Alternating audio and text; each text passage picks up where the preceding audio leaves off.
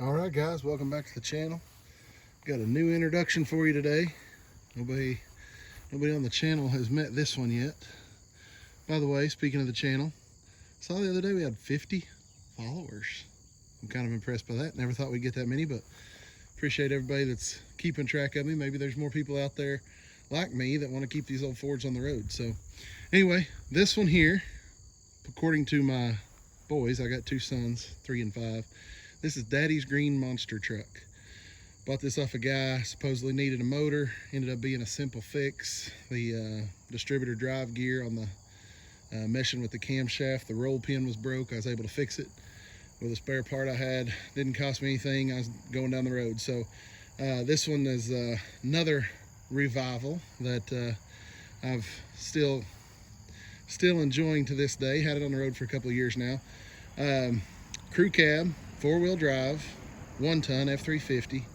It's actually got the 351 Windsor gas V8 and a 5-speed manual, so pretty sought after if you're following this body style of truck. A lot of people like these 4-door crew cabs. I'm a huge fan, especially with the kids. But anyway, yeah, so it's, as you can tell by the color, it's an old forestry truck. Found some paperwork in the glove box, sold new outside of Atlanta, Georgia to the U.S. Forest Service. So kind of proud of this one. I love it. It's pretty bare bones. Rubber mat in the floor, crank windows, not a lot of frills. But I'm okay with that. It's less to break. Been through the front end, put all new ball joints, tie rod ends, track bar bushings, all that kind of stuff. Drives, handles pretty good. One thing I don't like is that it does not have cruise control. So I thought, I'd like to add cruise control to that thing. It's a 92, and if you're familiar with the cruise on these, 92 was the last year for the vacuum operated cruise. After 92, they went to the servo. So you can either go aftermarket, which I don't like, or if you have a factory setup with all the original parts, these things are actually pre-wired for most options. Just about all of the trucks. I'm gonna pop the hood here. Here's a interior shot. Like I said, 5-speed. I've added a gauge cluster with a tachometer, CD player, just some pretty mild upgrades. Other than that, like I said, pretty bare bones, rubber mat, crank windows. But if you look here under the hood, like I said, 351 Windsor gas, runs pretty good. Almost 200,000 miles, so hopefully still a lot of life left in it. But if you look over here where the cruise control would go, this plug right here, that is the plug for the cruise control. So it's already pre-wired. The factory harness has everything you need. And I'm not mistaken, the steering column also has the wiring you need. So we're going to try to add cruise control to this bare bones truck that didn't come with it. Our donor vehicle will be right over here. Step in the garage. I've got a 92 Bronco that I'm parting out. It has to be 92 and 92 because 92 had the servo. So this little gizmo right here, or not the servo, forgive me, the vacuum motor. It's basically a vacuum servo. But this vacuum servo right here, if you look down here, you'll see this plug. That's the plug that's hanging up on the fender well of my green truck. So I think we can take this servo with this throttle cable, piggyback it onto the existing throttle cable, and change out our steering wheel horn buttons. Forgive the stickers, those are not mine for sure. And I believe we can add factory cruise control to that 92 F350. This is automatic. F350 was a manual 5-speed. I actually don't think that's going to matter because I did have a 92 half-ton that was a manual 5-speed and had cruise. And the setup was the exact same. So we're going to give it a whirl and see what happens. I'm not going to guarantee it'll work, but I'm really optimistic. I believe it will. So come along, bear with me, and we'll give it a try. Okay, so first things first, we're going to disconnect and remove everything from our donor vehicle. This is a vacuum line, comes from the intake. I'll follow it out. Actually has this T mechanism in it right here, and a little bit of extra hose. We'll probably end up using all that, but for simplicity, we're going to go ahead and disconnect it right here from the servo, vacuum servo. And then we'll unplug this plug right here. Like I said, if you look, that's pretty much the same plugs hanging on the firewall of the other truck. So we're gonna remove that. We've got a 10mm socket. We're gonna get this one right here, holding it on.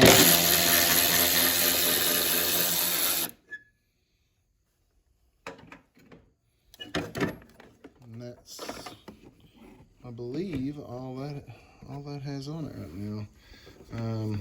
I'm going to disconnect this one. I'm not sure where that goes. We'll have to come back and add that, I'm guessing. But let's pull that off.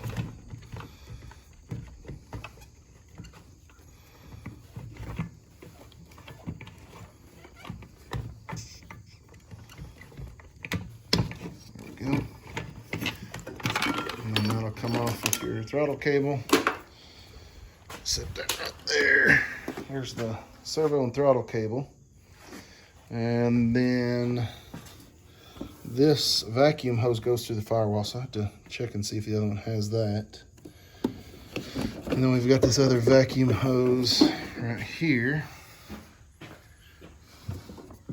Comes down to, this is it right here. And it comes around down to this vacuum reservoir.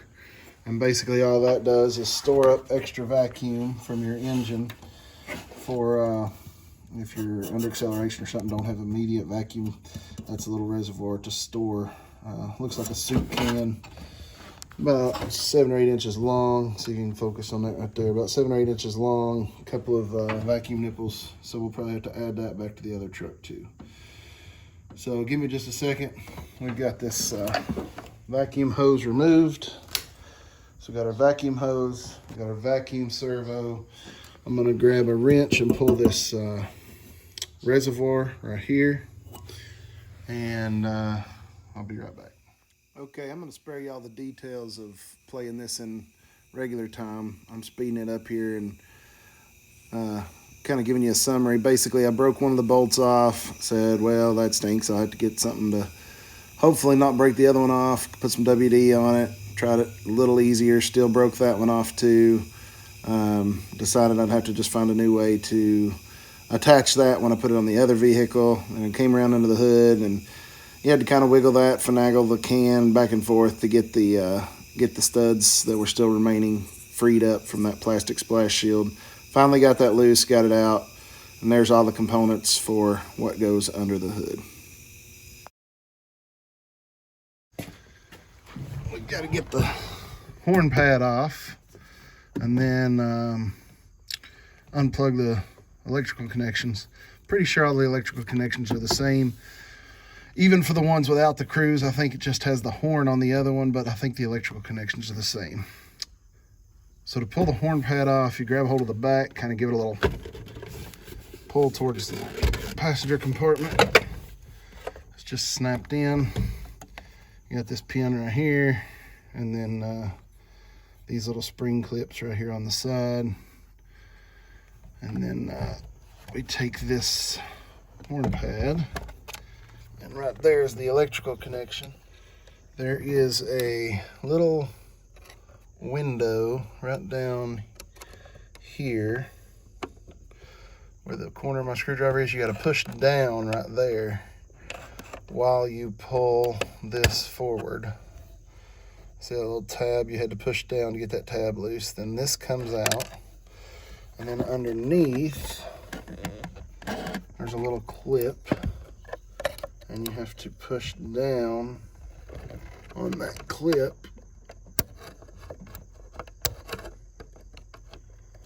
while you unplug. There we go.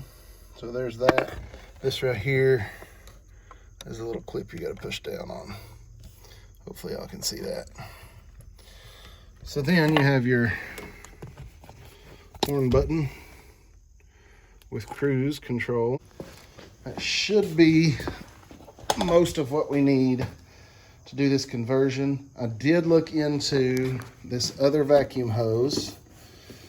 This other vacuum hose goes in under the dash to the brake lever, and it works as the brake interlock switch.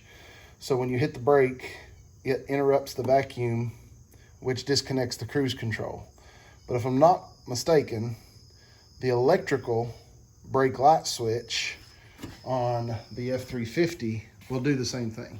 Electrically, it will disconnect the cruise control. So I'm gonna go ahead and put it on without that vacuum hose. If I have to, I'll come back and add that later. So I went to get stuff together to install it, and I remembered these broke off. This is the vacuum reservoir. It goes down here in the fender well, kind of under the washer bottle, in that vicinity. Yeah, went to take that off, the donor vehicle. Both of these studs broke off. Started looking at maybe trying to uncrimp this here, put new bolts in. Then I got to looking at the can a little closer. You see that pinhole right there? Right there, yeah. It's rusted a hole in it. I checked it. You can always kind of cover one of those with your mouth and cover one with your finger, kind of pull a little vacuum with your mouth and see if it holds. It obviously didn't. So I thought, well, now what am I gonna do? So first of all, I'm gonna throw that in the trash. And then I said, wait a minute, I got a parts truck. So I went over here to my 95 parts truck. It's not here on the 95 parts truck where it is on the 92, but aha! So I came over here, check this out. It's the same size, same length, same diameter. Got the same setup on the nipples. Two on the sides are open, one on the bottom is closed, and it looks like it's in much better shape. It's held on to the passenger side fender well with two little screws right there. It takes an 11mm socket or 7/16. I've already squared them with some WD because I'm trying to be extra careful on these and not break them off. I got my 1/4" drive ratchet. I'm gonna try to do this one by hand. Hopefully get that off without breaking them. All right, folks, I got it off. Batting 500, we broke one bolt. Lube is your friend. I use lots of WD-40.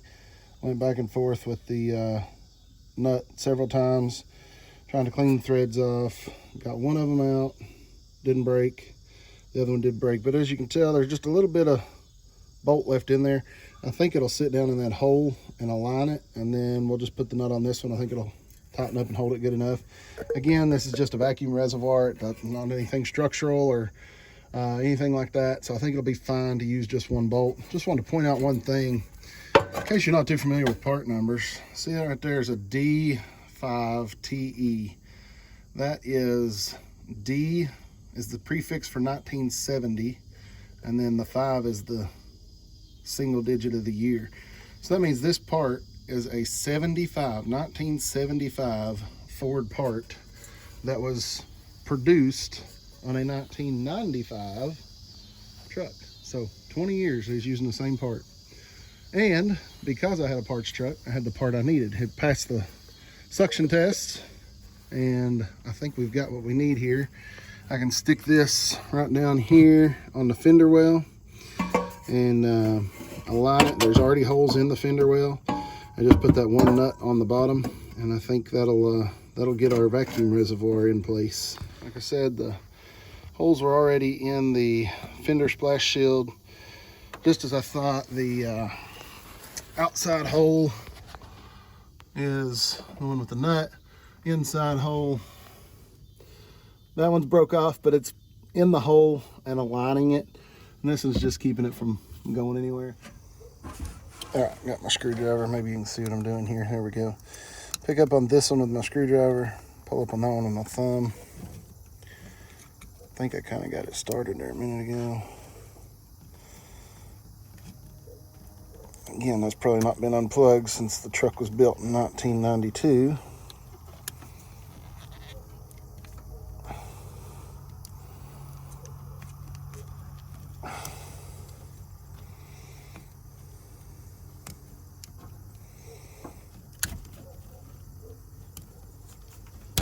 There we go. Okay, uncooperative would be a compliment. This plug will go into this servo. If my calculations are right, it can only go one way because it's got these little ears right here. And that should line up, and yep, plugged right in. So there's that. Then this little bracket here, got these two bolt holes, and those bolt into these two places on the fender. See right there and right there. Bolt just goes through there, threads into these two holes. And since I don't have 3 arms, I'm gonna go ahead and do that and then come back. Okay, pretty self-explanatory. Those 2 bolts, they're in. Servo's bolted down, so we route the cable over here.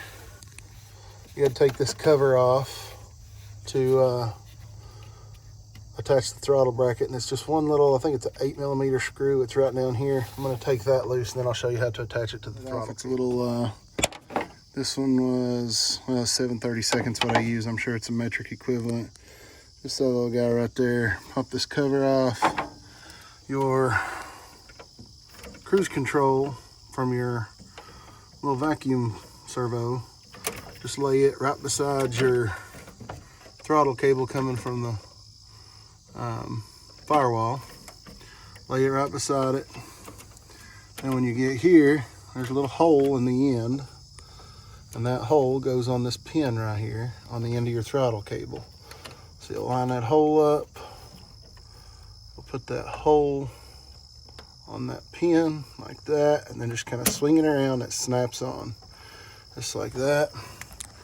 When you get back here, you can see there's some holes and a slot right there, hole right there, and this right here will slide down in there like that, and then that hole goes in the bottom. I don't know if you can see or not. You can see a little black plastic tab right there has come through that hole, and basically that keeps it from where you can't just pull up out of there. So that's locked in now. So there's your throttle linkage for your cruise control. It's attached to your throttle linkage from your gas pedal, and the mechanical stuff under the hood is done. All right, so the only thing you missed was me threading this vacuum hose in there. Got it kind of poked up right here. This is the one that goes to the reservoir. I just routed it the same way it was routed from the other motor. It's got that crook in it. It fits right here. Plugs on right there. Vacuum port runs down under there. It's right here. This tees off and goes over there. We'll get that in a second. And then this other side from the tee comes right down here. And if you look, this should only go one way. That should be good to go now. Like that. Okay. Then we'll follow that other one over here. And you even got a part on your vacuum tree right here. It's capped off right now. Save this cap. Take this cap off this middle port right here. It's even the right size. So when you grab this hose, stretch it over here.